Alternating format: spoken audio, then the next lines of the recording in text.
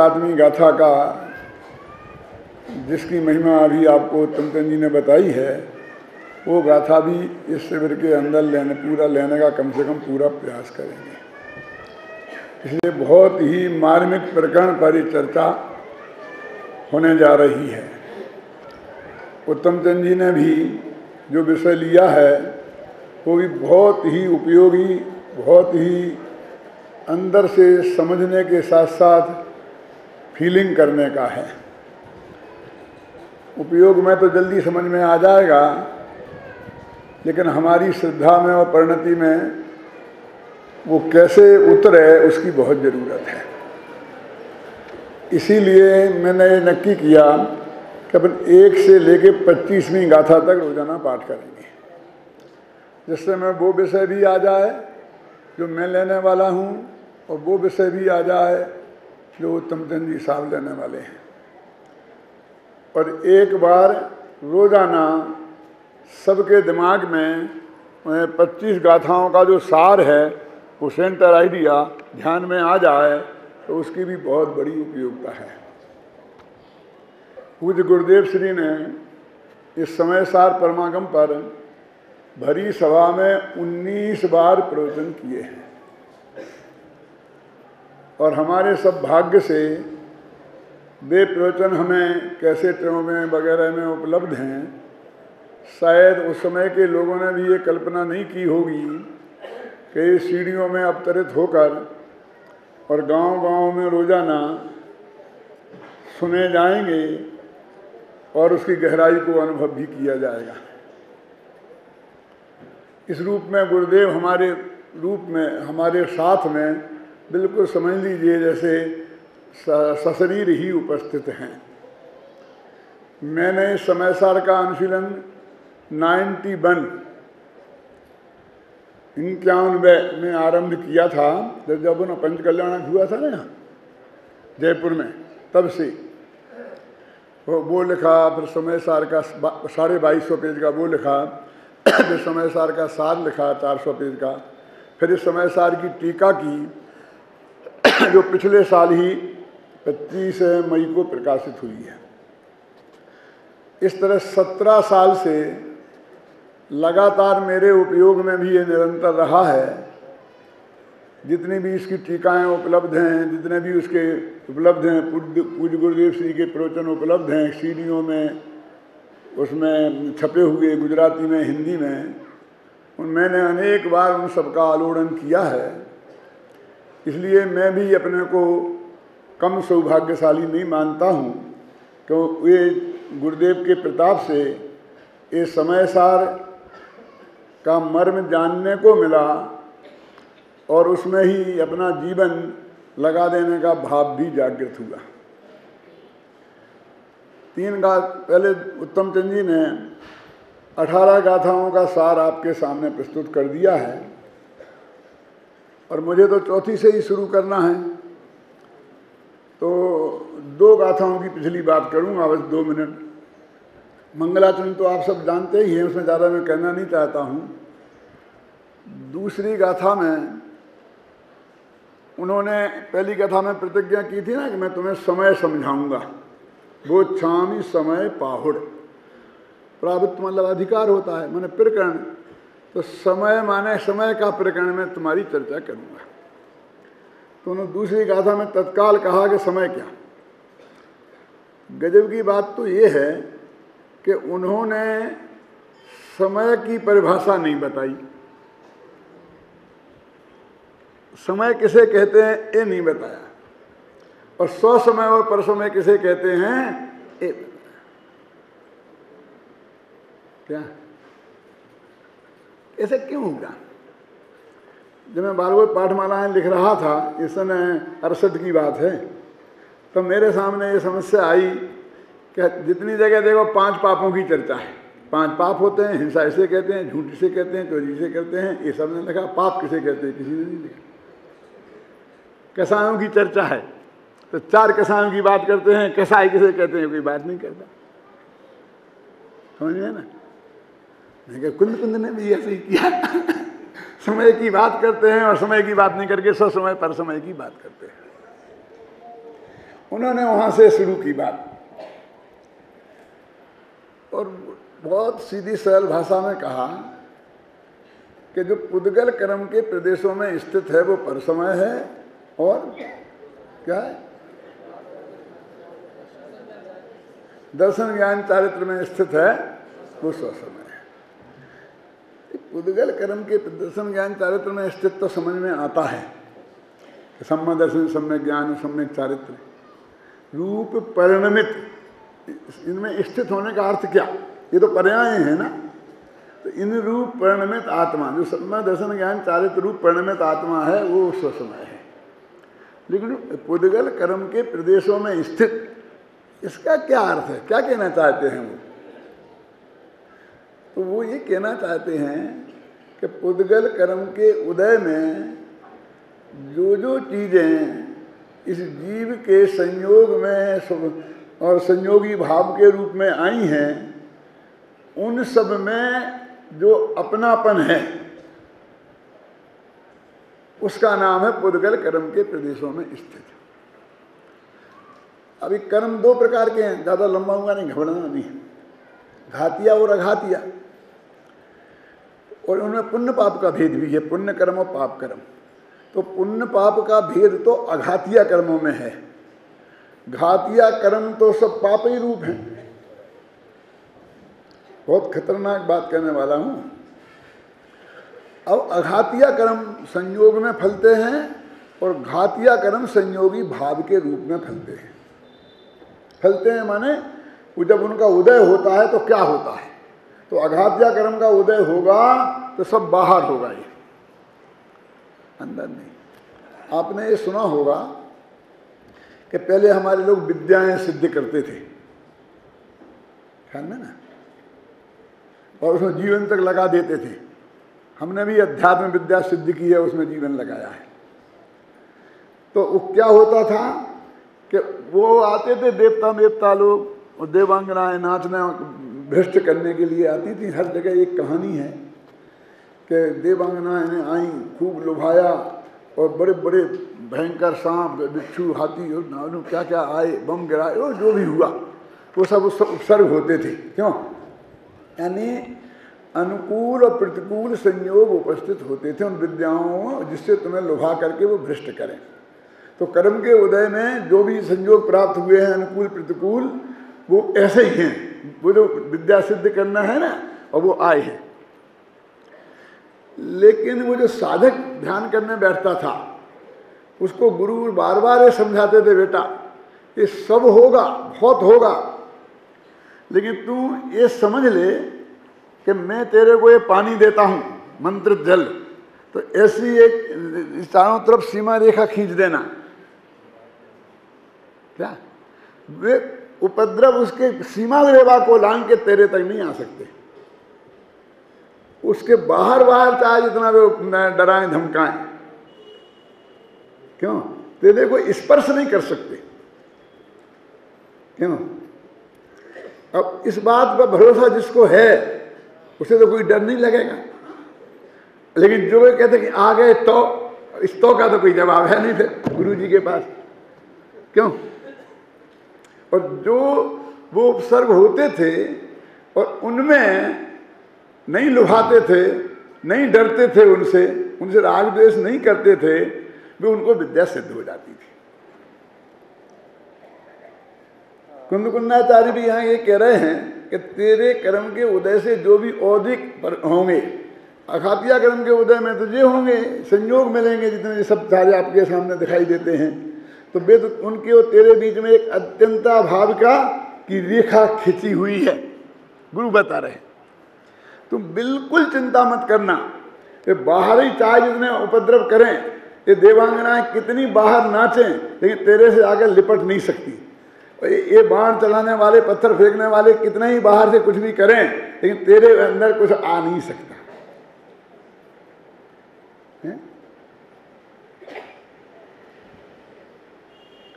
अब घातिया कर्मों में ये जो मोह राग देश के परिणाम है, ये घातिया कर्म के उदय का परिणाम है, और इसमें तो कोई पुण्य पाप का भेद है ही नहीं। इतना बड़ा सत्य है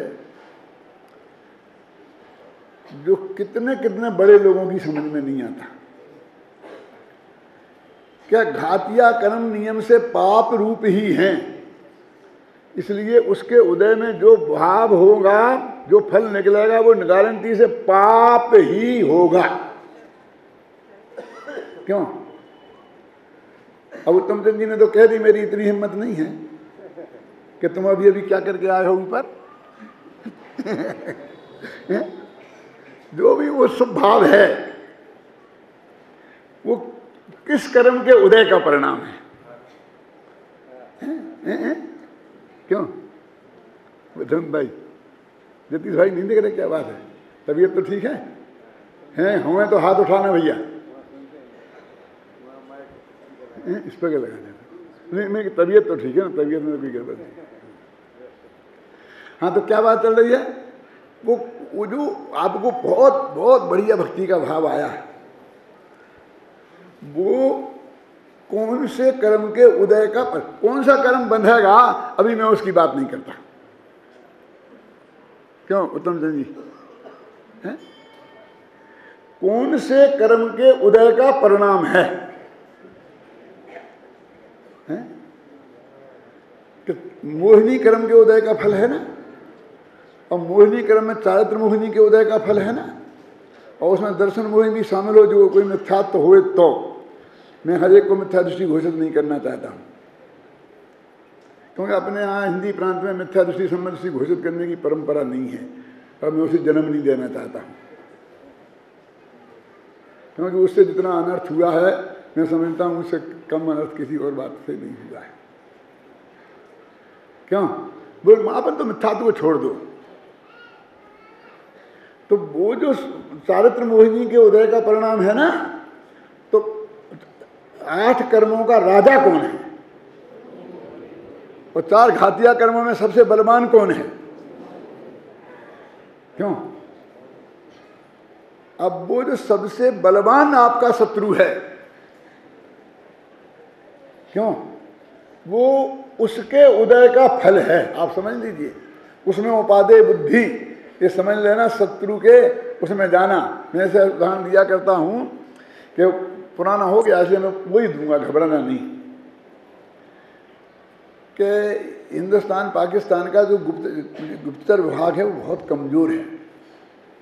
उस जमाने में कहा करता था बहुत कमज़ोर है, इसलिए कोई अच्छा आदमी इसके लिए चाहिए।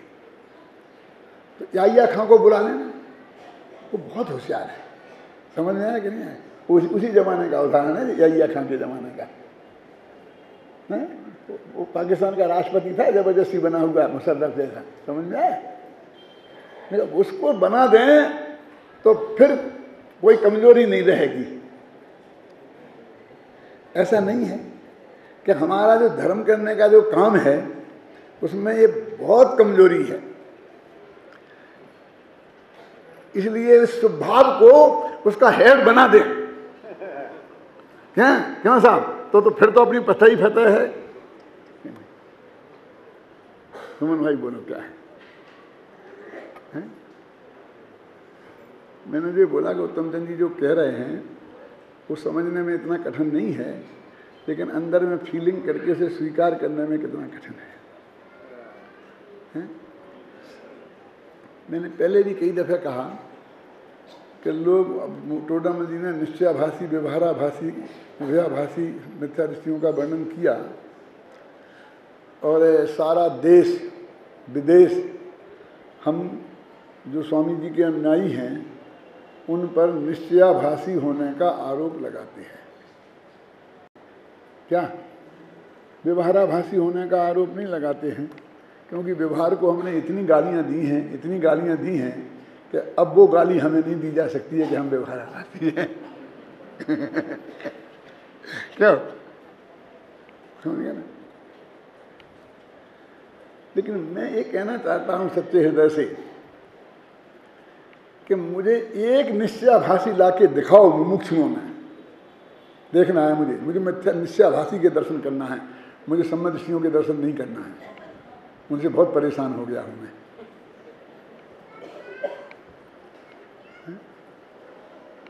एक निश्चयाभासी लाके दिखाओ।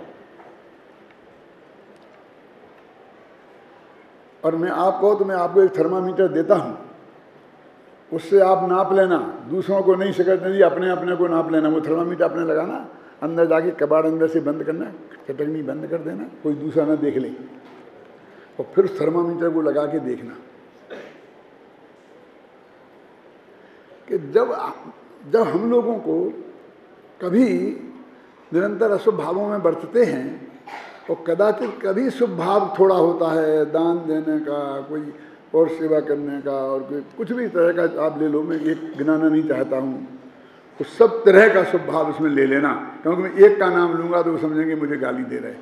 अब उसमें मैं भी शामिल, आप भी शामिल, सब समझ लो, जितने प्रकार का है उत्तम जी। उस भाव में हमारे चित्त में संतुष्टि होती है कि नहीं, कि मैं अब तो मेरी परिणति पहले से अधिक धर्मात्मा हो गई है। पहले तो मैं नहीं था धर्मात्मा, अब तो धर्मात्मा हो गया। अब तो मैं हर एक शिविर में आता हूँ। क्या स्टेज पे बैठे की अपेक्षा किए बिना, अंत में गुरुदेव ने कहा था ना, दूतों के पास बैठ के सुनना, तत्व की बात सुनना हो तो क्यों, और अपनी प्रशंसा स्टेज पे बैठ करके भी नहीं सुनना। कहा था कि नहीं कहा था गुरुदेव ने? इसलिए मैं तो जूतों में बैठ के सुनता हूँ। मेरी परिणति में वो कोई डिफेक्ट नहीं है जो इन नेता नाम के प्राणियों में है। मैं उनसे कहना चाहता हूँ कि ये जो संतुष्टि है, इसे कौन से आभास में डालें? क्यों? निश्चयाभास में, व्यवहाराभास में, उभयाभास में। माने जो थोड़े टाइप का शुभ भाव या शुभ क्रिया जीवन में आई है, उसमें जो संतुष्टि है उसका नाम व्यवहाराभास है। बोलो, अब अपना अपने को नाप लेना।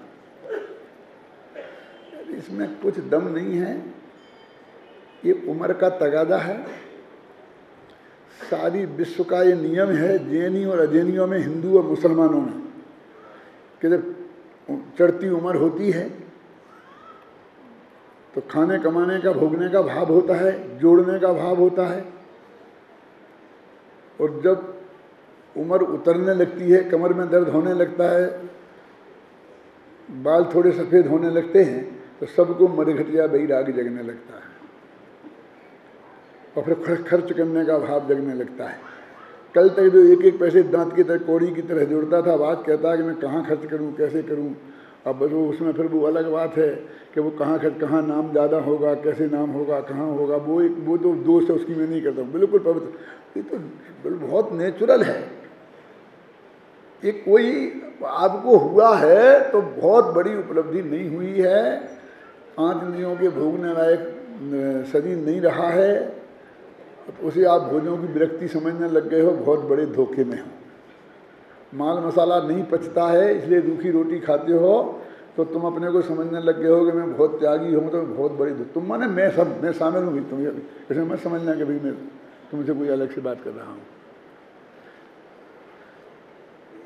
इसमें जो ये संतुष्टि है शांतिलाल जी, ये सब व्यवहाराभास है, ये सब पुद्गल कर्म में प्रदेशों में स्थित होना है। क्यों? पुद्गल कर्म के उदय से वो भाव हुआ है, और उस भाव में हम संतुष्ट हुए। आप समझ गए ना? पुद्गल कर्म के उदय में जो संयोग हुए हैं, इन संयोगों में हम संतुष्ट हैं।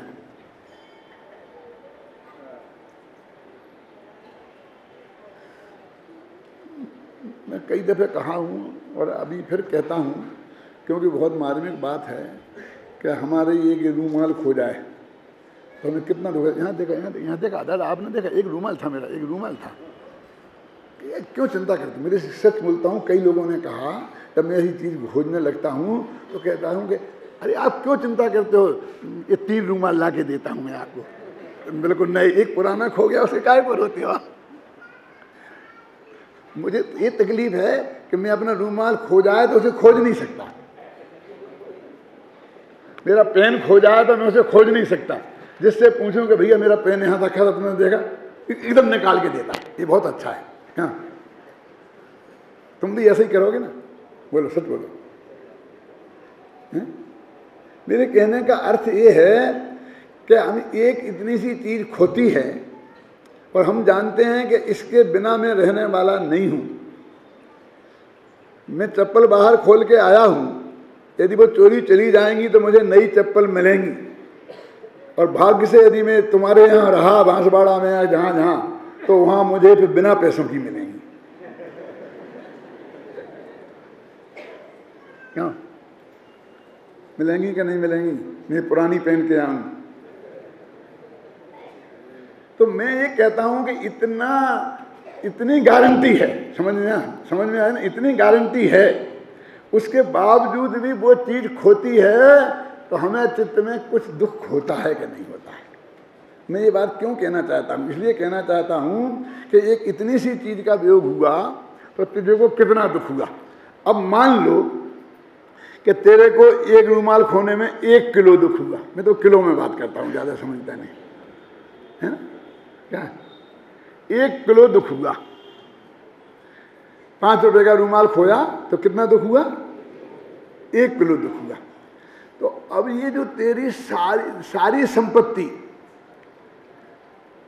अकेली संपत्ति नहीं, सारे संयोग, स्त्री पुत्र मकान, सब,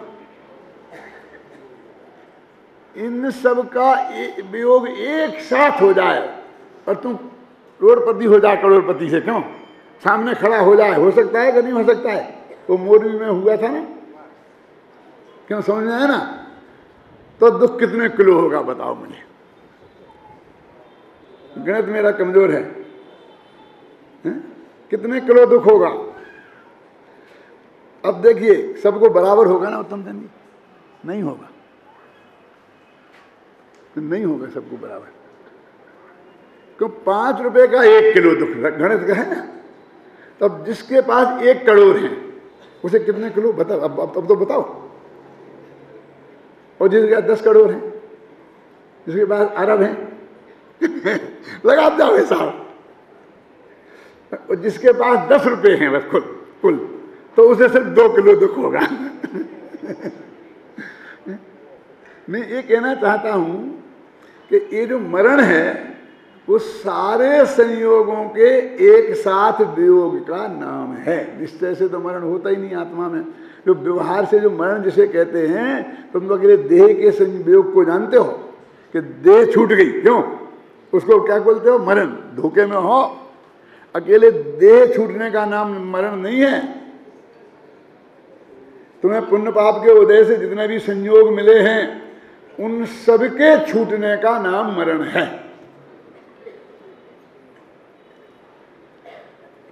अब बोलो, मैं आपसे पूछता हूं कि अब वो मरण का दुख मुझे कम करना है तो उसका उपाय क्या है? कि मेरा ये रूमाल में खोने में जो 1 किलो दुख हुआ, अब इस रूमाल के खोने में आधा किलो होने लग जाए, समझ में आया ना? विकल्प की सीमा तक आगे नहीं बढ़े, खो गया, बस खत्म, समझे? बस उतना ही गुणनफल कम हो जाएगा। अब ये जो संयोग हैं, हाँ वो तो कर्म का उदय है, हमारे पुण्य कर्म का उदय रहेगा तो कैसे जाएंगे, नहीं जाएंगे, ये बहुत बातें करने से कोई फायदा नहीं है, हैं? अन्ना जी कितना ही आश्वासन दें, उनकी मत मानना, मेरी सुनना।